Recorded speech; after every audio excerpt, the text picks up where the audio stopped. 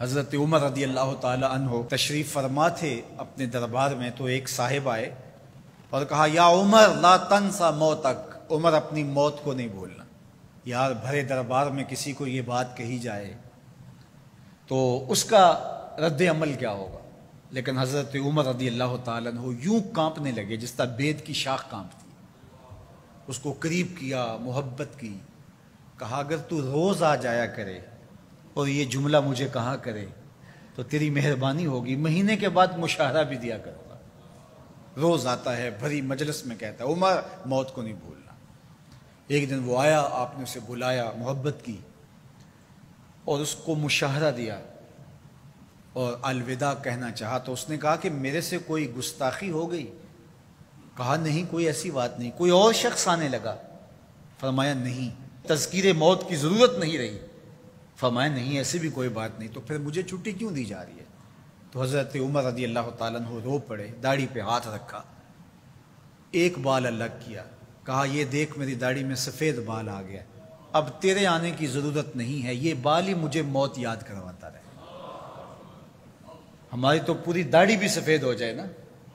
میاں صاحب بولے ہڈیاں کمبن گوڈے کھڑکن تے اڑ گیا لک تیرا، ہڈیاں کمبن گوڈے کھڑکن تے اڑ گیا لک تیرا، اجے بھی بدیوں باز نہ آئیں جیو مرد دلیرا، فما اصبرہم علی النار۔ اللہ قرآن مجید میں فرماتا ہے لوگوں کا آگ پر کتنا حوصلہ ہے، کتنی ڈٹائی سے، دلیری سے کہہ دیتے ہیں یہ جہاں مٹھا اگلا کس نے ڈٹھا۔ جب ہم کسی کے جنازے کو کندھا دیتے تو ہم سمجھتے ہیں اسی کے جنازے کو کندھا دیا، یہ نہیں سوچتے کہ یہ وقت ہمارے اوپر بھی آنے والا ہے۔ خیر کن فلاں و غنیمت شمار عمر، زاں کے بیشتر بانگ برآیت کہ فلاں نماد۔ شیخ سعدی فرماتے ہیں کہ اے صاحب نیکی کر لے اور غنیمت شمار کر اس عمر کو، اس سے قبل کہ تیرے لیے بھی اعلان ہو جائے کہ فلاں بھی چلا گیا۔ پہلے تو سپیکروں میں اعلان ہوتا تھا، فیس بک پہ خبر آتی ہے فلاں بھی چلا گیا، فلاں بھی چلا گیا۔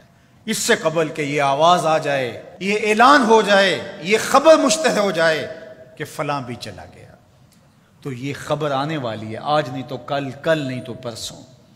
تو کہا کثرت کے ساتھ موت کو یاد کرو، اس سے تمہارے دلوں کا زنگ اترے گا، تم اپنی آخرت کی طرف متوجہ ہو گئے۔ اور دوسری بات ارشاد فرمائی وَتِلَاوَةُ الْقُرْآنِ، اور قرآن مجید کی تلاوت کرو۔ قرآن مجید کی تلاوت اگر تمہاری زندگی کا معمول بن گیا تو تلاوت ایسا نور ہے جو دلوں کے زنگ اتار دیتا ہے اور اللہ کی معرفت کا رنگ چڑھا دیتا ہے۔ اس لیے دو چیزیں دلوں کے زنگ اتارتی ہیں، ایک کثرت کے ساتھ موت کو یاد، اس کے لیے کوئی نصاب نہیں پڑھنا پڑتا، کسی کے پاس جا کے بیٹھنا نہیں پڑتا، یہ خاموش مبلغ ہے، اس مبلغ کو سننے کے لیے سفر کر کے نہیں جانا پڑتا، اس کو کسی ٹیپ ریکارڈر کے اندر محفوظ کر کے کان کے ساتھ نہیں لگانا پڑتا، کوئی بٹن آن نہیں کرنا پڑتا، اب لائٹ ہے اب سن سکوں گا، اب لائٹ چلی گئی اب نہیں سن سکوں گا، اس کے لیے کوئی وقت متعین اور مقرر نہیں ہے۔ یہ ایسا مبلغ ہے، یہ خاموش واعظ ہے، جب چاہو اس کو سن سکتے ہو۔ تو کثرت کے ساتھ موت کو یاد کرنا یہ تمہارے لیے دلوں کے زنگ اتارنے کا سبب۔ اور دوسری چیز ارشاد فرمائی وَتِلَاوَةُ الْقُرْآنِ، اور قرآن مجید کی تلاوت۔ جب قرآن مجید کی تلاوت معمول زندگی بن جاتی ہے تو دلوں کے زنگ قرآن مجید اتارتا ہے۔ اس سے بہتر دلوں کو پاک کرنے والی اور چیز ہو کیا سکتی ہے؟ اللہ کا کلام ہمارے پاس موجود ہے۔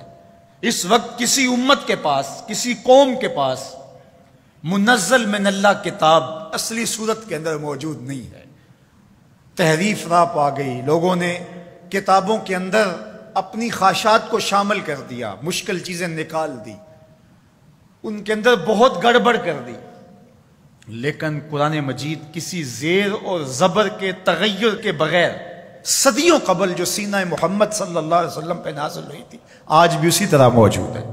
ایک زیر اور زبر کا فرق بھی نہیں ہے، یہ ایک یقین ہمارے ساتھ جڑا ہوا ہوتا ہے کہ یہ ہمارے رب کا کلام ہے، یہ ہمارے محبوب کریم کے سینہ انور پہ اترا تھا، یہ اس کتاب کا اعزاز ہے۔ تو کہا کہ اس کتاب کی کثرت کے ساتھ تلاوت کرو، تمہارے دلوں کا زنگ اتر جائے گا اور اللہ تعالیٰ جل شانہ کی معرفت کا رنگ تمہیں نصیب ہوگا۔